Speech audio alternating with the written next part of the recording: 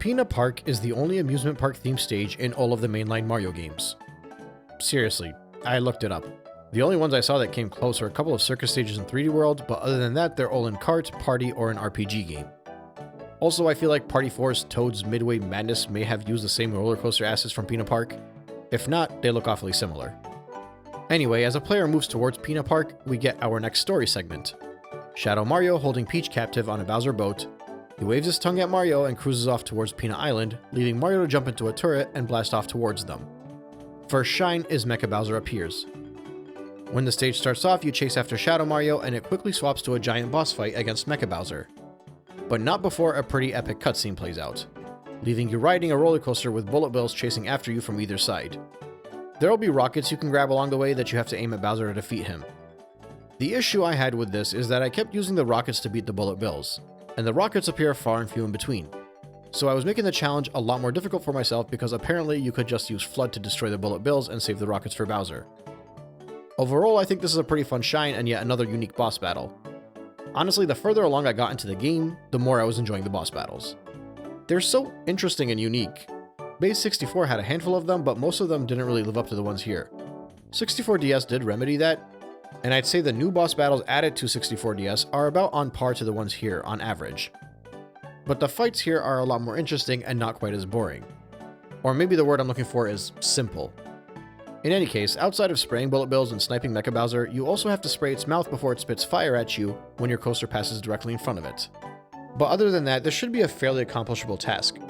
When you take Mecha Bowser down, the story advances and it turns out that Shadow Mario is none other than Bowser Jr.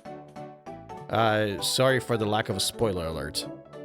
Junior thinks Peach is his mom, and apparently he's been using the magic brush that he got from a strange old man in a white coat. I assume he means EGAD. Junior, under the warnings of his father, is trying to get Mario sent to prison so that he can succeed in capturing or saving whom he thinks is his mother, since he's apparently been taught that Mario does not fight fair. At that point, Junior flies off and we get our first shine.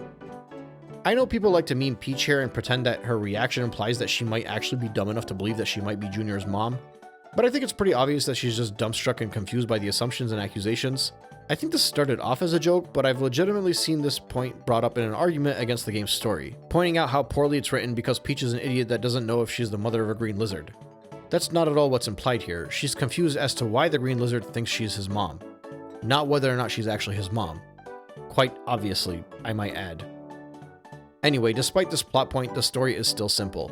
We just now know why there's goop everywhere and who's responsible for it and who Shadow Mario is. At the end of the day, it always comes back to saving Peach from Bowser. Episode 2 is the beach's cannon secret.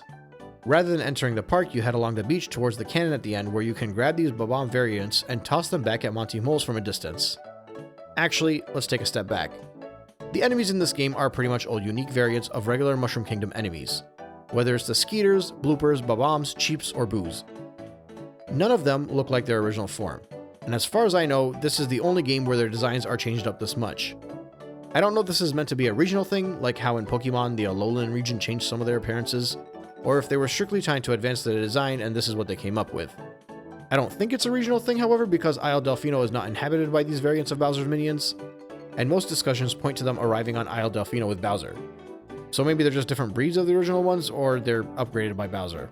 I'm not really sure, and I'm spending way too much time thinking about this. Many of them operate fairly similarly to their Mushroom Kingdom counterparts. Some of them, like the various types of Koopas, even have some upgrades. I'm pretty sure this whole enemy design thing adds to the polarizing reputation of Mario Sunshine.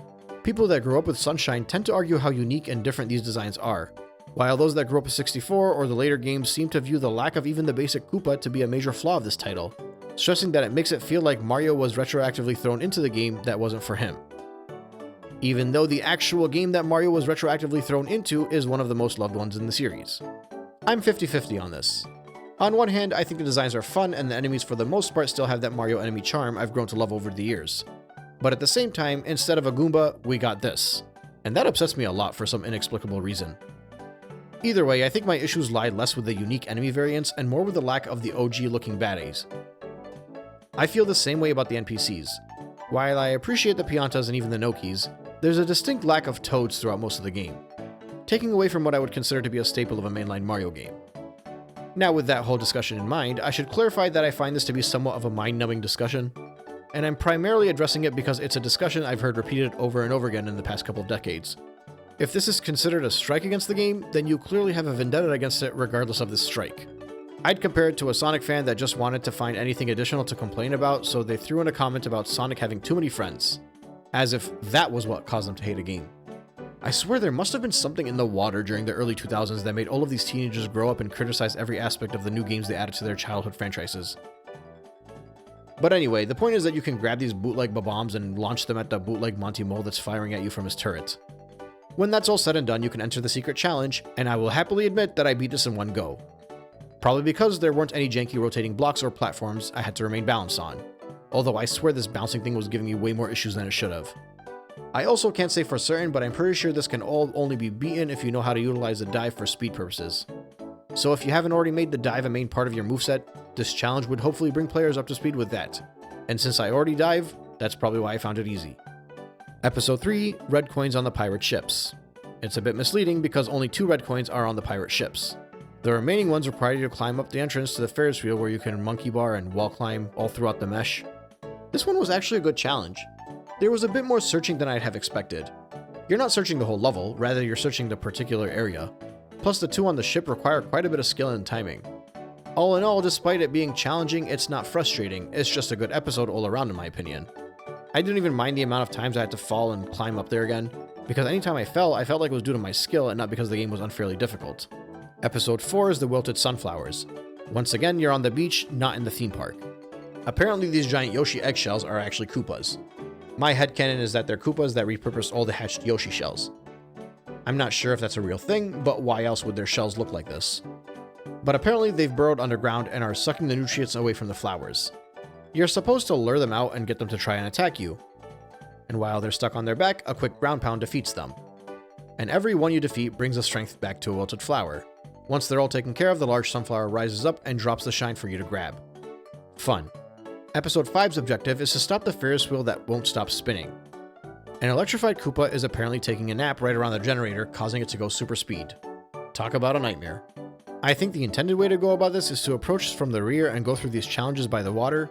I'm not sure, but I tried it for like 30 seconds and found it was a bit annoying. So instead I just found a different way to climb up there. I'm guessing I'll be back here at some point for a blue coin or something. We'll see. I'm way too good at side flips and hovering to waste my time down there anyway. Once you send the electric Koopa flying out, it'll drop a shine at the peak of the Ferris wheel so you can enjoy your ride up there to collect it. Episode 6 is when Yoshi's unlocked. You'll notice Shadow Mario holding a Yoshi egg in Delfino Isle. You'll do the usual chase, and when he drops the egg, it'll have a thought bubble with the fruit in it. Grab that fruit and bring it to the Yoshi egg, and Yoshi will hatch out of it. I love Yoshi. The game mechanics change a bit when you're riding him. He still spits water out, or I guess stomach juice. But now you don't have to use the hover since he has his flutter kick. He can also do his usual tongue grab, which you can use to defeat enemies and grab various things. The downside is that if you fall into the water, you lose Yoshi, which canonically makes no sense, but from a gameplay perspective, I understand it. It's their way of nerfing Yoshi so they're not too OP. And likewise, being required to bring them the fruit creates an interesting dynamic because it means if you want a Yoshi, you're going to have to work for it. Yoshi is a luxury after all, so I'm okay with these elements they threw in there to balance things out. But anyway, the shine here is the Yoshi Go Round secret. There's a nice puzzle here. As you enter the park, you'll notice a Yoshi merry-go-round that you're supposed to head towards. When you get there, you might notice there's a missing Yoshi, specifically an orange one. So the puzzle here is bringing an orange Yoshi to that spot on the merry-go-round. I don't know how easy this is to figure out. I don't know if I got lucky and just realized it quickly, but I figure knowing this puzzle is only part of the equation anyway.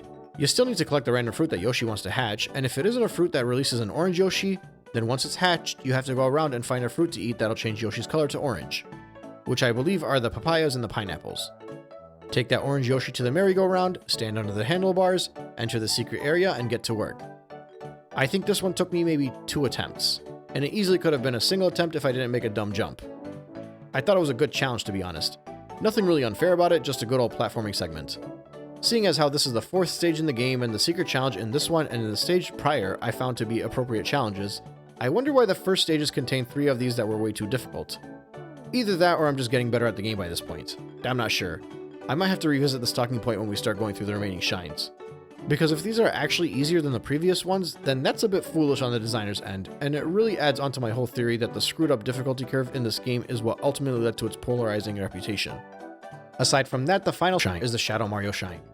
I don't have anything interesting to add here, it's just Shadow Mario. He does a bit better of a job evading you, but he also has long stretches of running on land below, and it's pretty easy to hose him down. Once that's all said and done, you now have your shine, and we can leave Pinna Park knowing comfortably well that there wasn't anything too frustrating or tedious in the stage. And not only that, the stage was actually respectably challenging. It didn't feel like it was too easy, it just felt like a stage in the second half of a game, putting what you've learned to the test and just taking it up a notch. I'll come back to Pinna Park for the remaining shines and blue coins when it's time to aim for full completion. But for now, I leave the amusement park with a smile on my face. I'm just not sure if I'll be able to keep that smile when we arrive at Serena Beach.